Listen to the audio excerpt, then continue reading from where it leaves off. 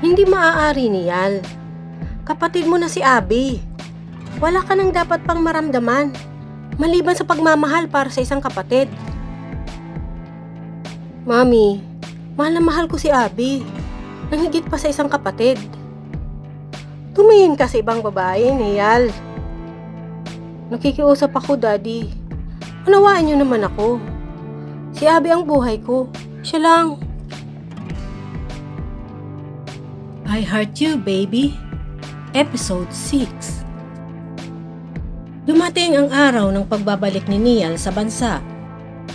Excited siyang makita uli ang kanyang mga magulang, mga kapatid, at higit sa lahat ay si Abby. Natitiyak niyang excited si Abby sa kanyang pasalubong. Sa loob ng 4 na taon, ay 3 beses lamang siyang umuwi. Ito ay ang wedding anniversary ng kanyang mga magulang, Pasko at New Year. Sa video call lang sila madalas mag-usap ni Abby. Malambing at maalalahanin pa rin ito. Nagising si Niall mula sa malalim na pag-iisip nang mag-announce ang isang flight attendant sa nalalapit na paglapag ng eroplano. Pagkatapos ng 1 oras ay sa wakas nakalabas din siya ng arrival area. Nagtaka siya kung bakit driver lang ang sumundo sa kanya sa airport. Kuya Piping, sino Daddy po? Tanong niya sa driver na medyo dumami na ang puting buhok. Parang nagulat naman ang driver sa tanong.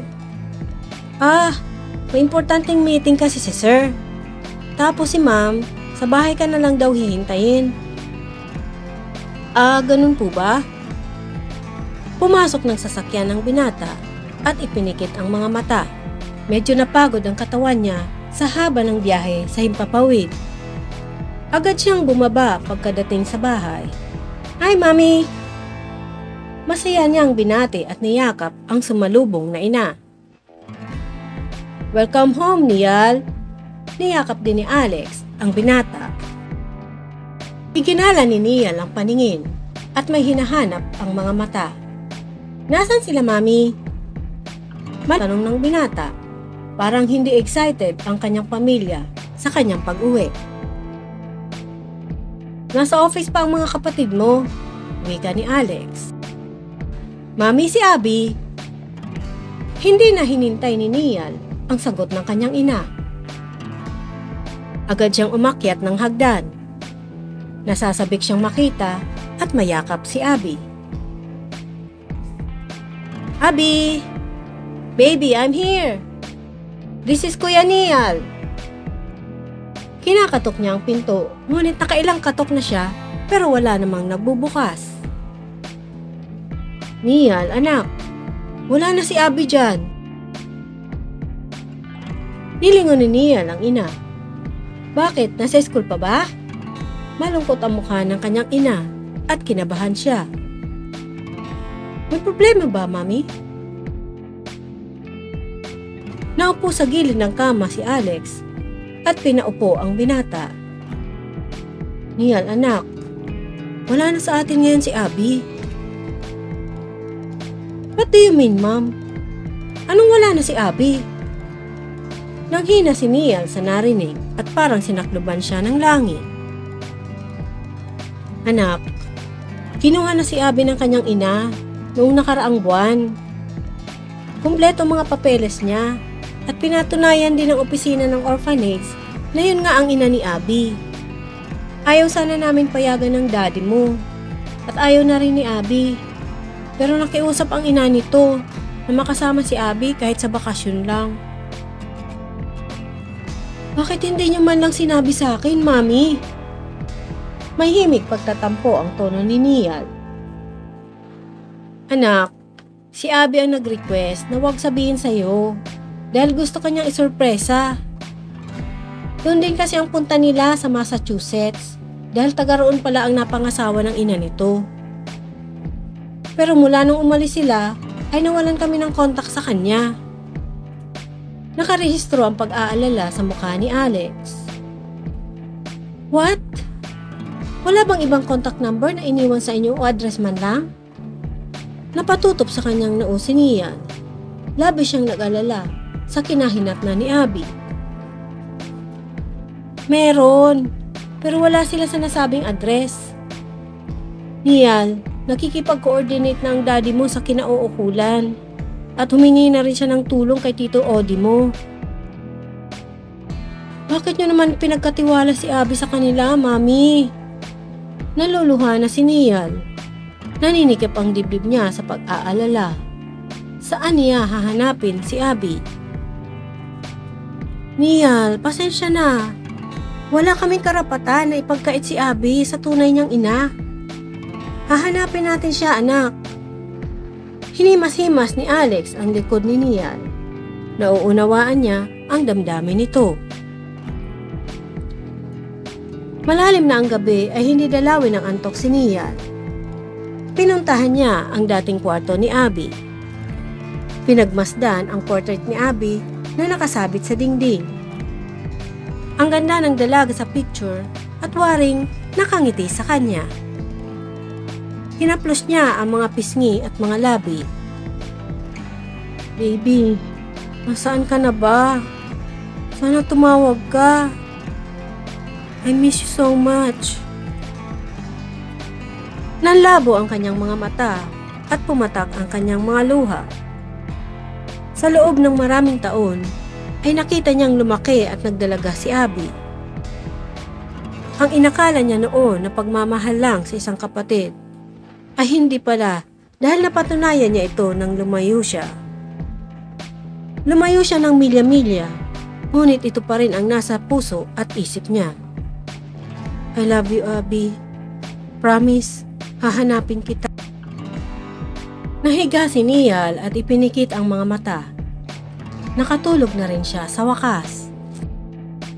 Abby? Baby, you're back! Nakangiti si Abby kay Niall. Tumakbo ang binata para yakapin ito. Sabik na sabik ang binata na mayakap ang dalaga. Ngunit, naghiwalay ang lupang kinatatayuan nila. Niall! Takot na takot si Abby na tumatawag sa binata hanggang mawala ito sa paningin niya. Abby! Sumigaw si Niall. Hindi maaaring mawala si Abby. Napabalikwa si Niall at pinagpapawisan ang kanyang noo. Panaginip lang pala at nakatulog siya sa kwarto ni Abby. Anong ibig sabihin ng panaginip niya? Baka nasa panganib si Abby at may nangyayari ng hindi maganda. Samot-saring alalahanin ang pumasok sa isip ni Niall. Hindi na siya makatulog hanggang umaga. Malungkot habang kumakain ang agahan si Niall. Unang beses niyang kumain sa kanilang bahay na hindi kaharap si Abby. Kung malungkot man siya noon sa Amerika, ay mas higit siyang malungkot sa kasalukuyan. Dad, anong resulta ng pag-uusap niyo ni Tito Odi? Isang buntong hinanga muna ang pinawala ni Nico bago nagsalita. May kaibigan si Kuya Odi mo sa NBI. Inaalam pa nito sa DFA kung nakalabas ng bansa si Abby at nanay niya at ang asawa nito. Malalaman natin kung saan ba sila nagtungo. Love, hindi kaya sadyang itinago na sa atin si Abby ng kanyang ina? Nakakunot rin ang noo ni Alex sa pag-aalala. Imposibleng hindi ipaalam ni Abby ang kinaroroonan nito. Napatingin si Niall sa ina.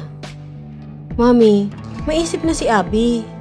Hindi basta papayag yun kung sakali man. Mabigat ang dibdib ni Niall sa pag-aalala at napaparanoid na siya sa sobrang pag-iisip sa dalaga. Love, sa palagay ko, hindi naman. Nag-dinner pa tayo kasama sila mag-asawa at nagpa-picture pa nga tayo. Ang iniisip ko, baka may nangyari sa kanila. Napatutop sa kanyang noo si Niall sa sinabi ng kanyang ama. Oh God, no. Masigit siyang di mapakali. Diyos ko, wag naman sana. Piping dasal niya. Kuya, mahahanap din natin si Abby. Don't worry. Wika ng kapatid niyang si Mara. Nakaharap niya sa hapag. Tutulungan kita sa paghahanap mo kay Abby, kuya. Wika ni MK. Maagang nagpaalam si MK dahil may out of town show pa itong pupuntahan. Si Mara naman ay umalis na rin. Naiwan si Niall sa hapag, kaharap ang mga magulang. Niall, sumama ka sa akin sa office. May management meeting today. May presentation tungkol sa project sa Southern Luzon. Wika ni Nico sa binata. Si Nico na ang tumatayong presidente ng kanilang kumpanya. Dad, I think hindi pa ako handa mag-assume ng higher position sa ngayon. Gusto ko munang hanapin si Abby. Pakiramdam ni Niall ay tinakasan na siya ng lahat ng energy at enthusiasm nang malaman ang pagkawala ni Abby. Anak, lahat tayo ay nag-aalala. Pero anong mangyayari kung araw-araw mo siyang iisipin? Don't worry, may tumutulong na sa atin. Hindi tayo titigil hanggat hindi natin nalalaman kung nasaan siya. Wika ni Nico. Naunawaan ni Niall ang punto ng kanyang ama. Dahil lalo lamang siya nag-aalala at hindi makapag-isip ng matino kapag nasa bahay lang siya. Naisip niya na dapat siyang maging abala at kailangan na tumulong sa kanilang negosyo. Sige po, Dad, maliligo lang ako. Kinabukasan ay muling dumalaw sa NBI sina Nico at ang pinsan niyang si Odi. Sir Nico, nakipag-coordinate na kami sa DFA. Ayon sa report, ay nakalabas ng bansa si Adeline Diamante Rivers at ang asawa nitong si George Rivers. Pati na rin si Abigail Diamante, last 3 months ago pa. According sa record ng airlines, ang flight nila ay papuntang New York via Hong Kong. Posibleng nasa New York sila at hindi sa Massachusetts. Paliwanag ng officer. Ibig sabihin, hindi pa sila nakakarating ng Massachusetts. Pinacheck ko sa pinsan ko ang address na iniwan ni Adeline. Confirmed na bahay yun ng asawa niya. Napabuntong hininga si Nico. Baka nga totoo ang hinala ni Alex na tuluyan ang itinago sa kanila si Abby ng ina nito. Pero malaki na si Abby at may sarili na itong pag-iisip. Hindi yun makakatiis na hindi tumawag sa kanila. Sir, may paraan ba tayo na mahanap sa New York itong si George Rivers at Adeline? Sumingit sa usapan si Odi. Malawak ang New York, mga boss. Ang hinahanap natin ay hindi naman kriminal. Wala tayong access sa FBI unless meron tayong extradition request. Ini-issue lamang ito para ma-extradite ang isang accused o convicted na tao for criminal offense. Paliwanag ng opisyal. Nanlumo si Nico sa narinig. Sana naman walang nangyaring masama kay Abby. Nausal na lamang nito. Nico, baka naman nasa bakasyon pa talaga sila. Wika ni Odi. Sir, katulad nga ng sabi ninyo ay sa bakasyon sila pumunta. Baka nga wala lang silang time. Sa ngayon, wala po tayong magagawang aksyon sa problem na to. But if in case, meron akong makalap na impormasyon tungkol sa kanila, ay ipapaalam ko kaagad sa inyo. Pahayag ng opisyal. Mabigat ang mga hakbang ni Nico nang umalis sa opisina ng NBI dahil malungkot ang balita na dadalhin niya sa kanilang pamilya. Ibinalita ni Nico kay Niall ang nakuhang impormasyon nang bumalik siya sa kanilang opisina. Dad, baka naman may paraan pa tayong magawa para matrace natin ang kinaroroonan ni Abby. Pakiramdam ni Niall ay tinakasan na siya ng lakas dahil sa balitang dala ng kanyang ama. Pero hindi niya matatanggap na hanggang doon na lamang ang paghahanap nila. Niall, Naghahanap ako ng taong may kakilala sa New York. Baka sakaling makahanap tayo ng makakatulong sa pag-track ng kinaroroonan ni Rivers at ni Adeline. Don't worry anak, hindi tayo titigil hanggat di natin nakikita si Abby. Pahayag ni Nico. Napahinto sa kanyang ginagawa si Neal at minasahe ang kumikirot na ulo. Madalas kasi siyang kulang sa tulog dahil sa pag-iisip kay Abby. Kahit parang suntok sa buwan, ay hinahanap niya ang pangalang George Rivers at Adeline sa mga social media. At nagbabaka sakali na may makita siyang impormasyon sa kinaroroonan ng mga ito. Kahit si Abby ay wala ring update sa mga social media accounts nito. Panay ang message niya sa dalaga kahit wala siyang nakukuhang reply. Tinawagan niya rin ang kaibigan na si Renz at pinakiusapan na puntahan ang bahay ni Rivers.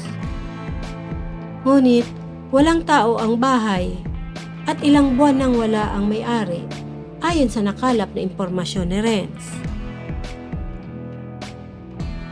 Ilang buwan na ang lumipas na natiling malabo ang paghahanap nila kay Abby. Ginugol ni Neal sa trabaho ang bawat araw, ngunit nangungulila siya pagdating ng gabi. Ang labis niyang pag-aalala kay Abby ay madalas nauuwi sa masamang panaginip.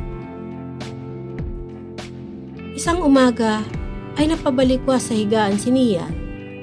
Late na pala siya ng gising dahil late na rin siyang nakatulog. Nagmadali ang binata sa pagligo at pagbihis at uminom lang siya ng kape. May kamiting siyang brokers at kailangan niyang maghabol sa oras dahil rush hour na naman. Naabutan na nga sila ng sobrang traffic sa daan. Nagpasikot-sikot na ng daan ang driver, pero mukhang hindi na sila makakaabot sa meeting sa umaga. Tinawagan ng binata ang kanyang sekretary at pinare-schedule na lang niya ang meeting sa hapon. Napagdesisyonan niya na pupunta na lamang siya sa project site. Muli na namang sumagi sa isip niya si Abby. Nagulat siya nang muntik na siyang masubsob nang biglang magpreno ang driver niyang si Pepito. Kuya Peping, bakit? May tumawid na babae, boss. Kinabahan si Neal. Naka-aksidente pa yata ang sasakyan niya. Nabundol ninyo? Dinukwang ni Neal ang unahan na kotse at nakita niya ang isang nakabulagta. Hindi ko siya nahagip. Mukhang hinimatay, sagot ng driver. Magkasabay silang lumabas ng kotse at dinaluhan ang nakabulagta. Pinalsuhan ito ni Neal at tinawag, Miss? Miss? Nakatagilid ang babae at natatakpan ang buong mukha ng buhok. Umungol ang babae at kinabahan si Neal. Kilala niya ang boses nito. Hinawi niya ang mga buhok sa pisngi ng babae. My God! Abby! Si Abby nga ba ang babaeng hinimatay? Abangan sa susunod na kabanata.